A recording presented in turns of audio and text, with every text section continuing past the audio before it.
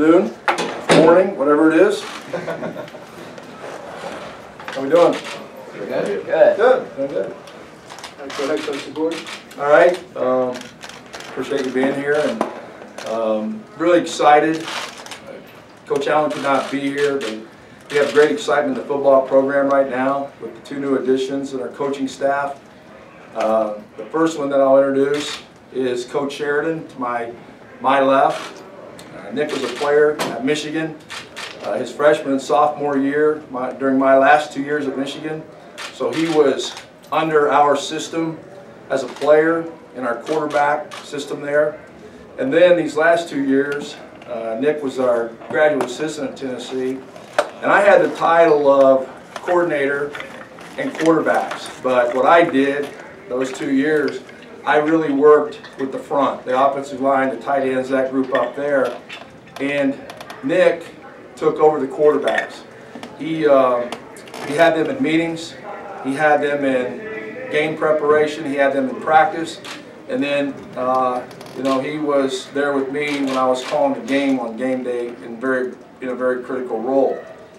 So he actually was the quarterback at Tennessee these last 2 years. And when Tom and I first talked about me coming here, Nick was one of the first guys I talked to him about and all the things that he would bring. And so I'm really excited to have him here, and I'm excited that we've worked together in the past and what he did for Josh Dobbs at Tennessee.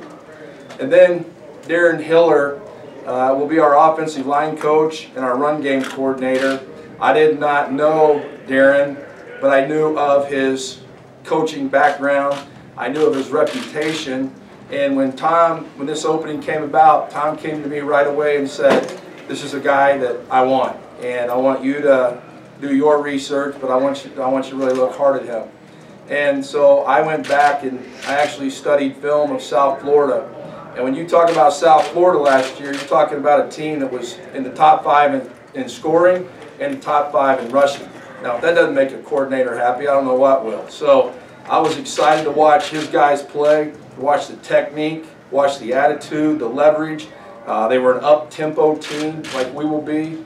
And so then I called him after watching film, and we talked, and I could just tell that this was the kind of guy that, you know, would fit great into our offensive staff room as well as our entire coaching staff. So we've already been meeting. We've been putting our offense together. We've been working hard, and I can tell you this, that I've been around a lot of great coaching staffs in my career, and this is a great one. And I'm not going to say the best or anything like that, but I'm almost going to tell you it's one of the best I've ever been around because of the quality of people and also the quality of coaching that we're going to get. So I'll let Nick start off and give his talk. Thanks, Coach. Certainly very excited and appreciative to have this opportunity. You know, I have a tremendous amount of respect for Tom and Coach DeBord, and when this opportunity presented itself, I sprinted to Bloomington. So, you know, to get an opportunity to work with this staff of men from the top down is really, really exciting. And I couldn't be more excited about it and humbled and honored to have this opportunity.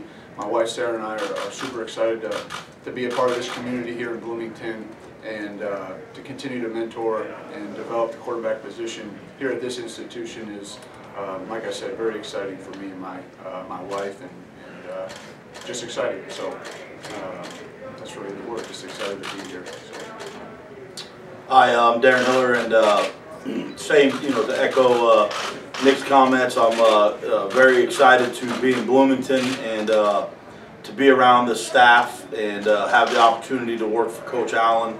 Coach Allen and I have been friends for a long time, and you know, when he called me to talk to me about coming to Bloomington, it didn't take a whole lot of convincing. I had the opportunity to speak to Coach DeBord on the phone, and we had a great talk. And then, you know, I called some people in the business that I trust and rely on, and had some conversations, and you know, it was a no-brainer, and I'm just excited to, you know, be here. Can't wait to get my family, my wife and 3 children moved here right after spring break, mid-March, and hit the ground running and get this thing rocking and rolling. All right, we'll open it up for questions, guys. Why don't you say your name and your affiliation for these guys up front? Nick, I guess first, but Pete DePrimio, Fort Wayne News Sentinel, just in terms of what you look at in the quarterback, what are the keys from your standpoint? Yeah, I think that's the one great thing with Coach Allen, just his vision for the position.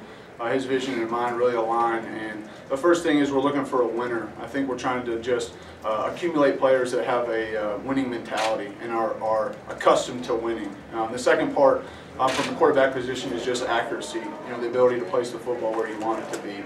And then the last piece is just escapability. I think when you go across the National Football League and across college football, the sizes and shapes of quarterbacks and the skill sets are different, but when you really put those three things together, winning, accuracy, and escapability, I think you can put a really quality product on the field. So when we're evaluating and when we're developing quarterbacks, those are the things that we try to focus on. Hey Darren, Mike Miller with the Bloomington Herald Times. Being close by at Cincinnati for a few years, did you have any prior relationships with some of the guys on the team currently? Did you recruit anybody or know anybody? I know you have Jameer's about one.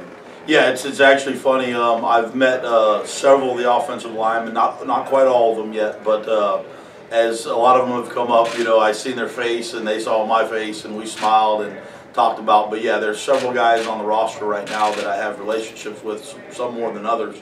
But I went through the list of the offensive linemen that are here, and there's 8 of them out of the 14 I think that are here right now that I have some sort of previous relationship with, whether it be me recruiting them or them being committed to the school that I was going in and out of or something like that. So it's going to be fun.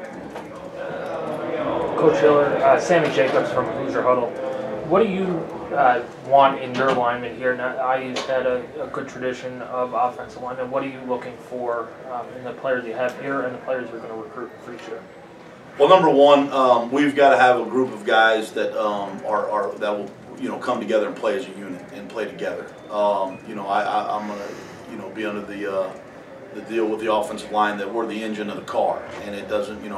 Nick talked about the quarterbacks, and we can talk about the quarterbacks and the receivers and the running backs and the tight ends, but the car is not going to move without the engine, and the offensive line's got to be the engine. But nastiness, some physicality in that group has got to be important, of utmost importance, and then athletic ability, some guys that can get out and do some things in space and that can bend.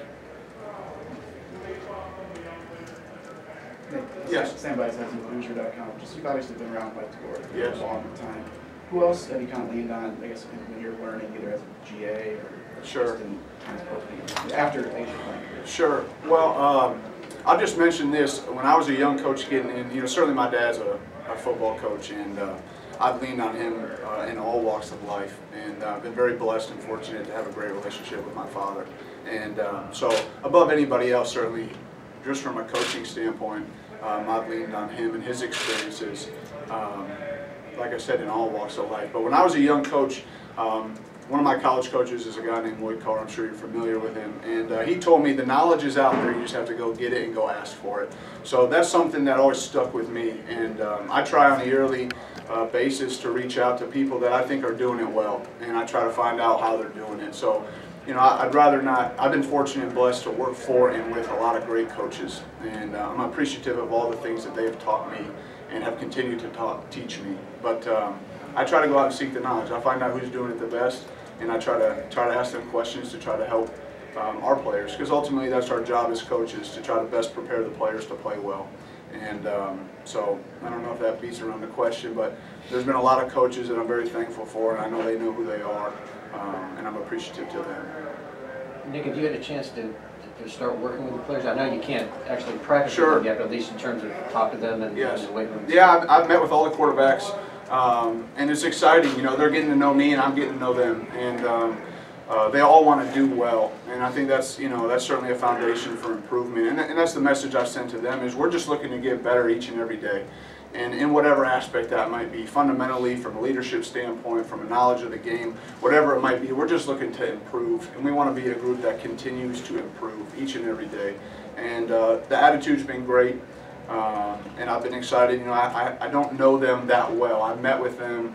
My wife was in town this weekend. We drove around and said hello to each and every one of them. So we're trying to catch up the best we can and developing the relationship with the kids. And that's the most exciting part. I enjoy people. I enjoy getting to know people's stories, and that's been a lot of fun for me. Nick, Yes. turnovers from the quarterback position have been a big concern last year. How do you foresee, taking care of the ball? Is there any keys that you have for that? Yeah, it's the most important piece of playing football. And as a quarterback position, we're the caretaker of the ball for the entire team and the entire university, the entire state. So it's something we emphasize each and every day. I think there's some things you can do schematically to try to help the kid out, to put him in some better situations to where he has outlets to get rid of the football, to where he doesn't feel like he's forcing the football down the field. But that's the #1 deciding factor in winning and losing, and that has never changed and never will. So certainly from a staff standpoint, that'll be definitely enforced and emphasized, particularly with our position, as it will be for all positions. Coach Hiller, Ken Bykoff with Peaks.com. You had Dan Feeney, you had Jason Spriggs, a couple of All-American linemen here. The example that they've set for others, how important is that for the guys that are here and for you to walk into that knowing that there is a little bit that kind of culture at that high level? Yeah, that's always important. In every football program that I've ever coached in, the young offensive linemen always learn a lot from the older guys. So, having those two guys, from the last couple of years here, set the example. And I would imagine, I don't know those guys, but I would imagine that they were, they set the example starting probably in the weight room, and then they took it to the field. And I don't know what their vocal leadership skills were and those things, but it's always good when young guys can see guys do it at a high level. And those guys obviously have proven themselves and done it at a high level, so I think that's paramount to success. Anything else? All right, thank you guys. Thank you.